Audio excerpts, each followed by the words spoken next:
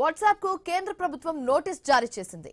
Phone number కు బదులుగా user name తో ఖాతా వినియోగించుకునే ఫీచర్ తెస్తామని మెటా మెసేజింగ్ ప్లాట్ఫామ్ వాట్సాప్ ప్రకటించింది. అయితే ఈ సదుపాయంపై 3 రోజుల్లో సవివరణ వేదిక అందించాలని కేంద్రం ఆదేశించింది.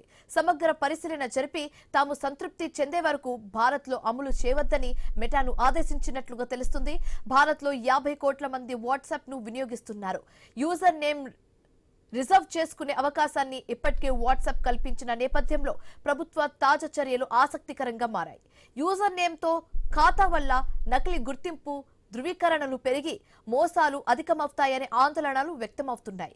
ప్రముఖ సంస్థలు వ్యక్తులను పోలిన పేర్లతో యూజర్ నేమ్ తీసుకుని అమాయకులకు మెసేజ్లు పంపి మోసగించే వీలుంటుందని అంచనా వేస్తున్నారు. ఇందువల్ల ఆర్థిక మోసాలు అధికం కావచ్చనేది అనుమానిస్తున్నారు.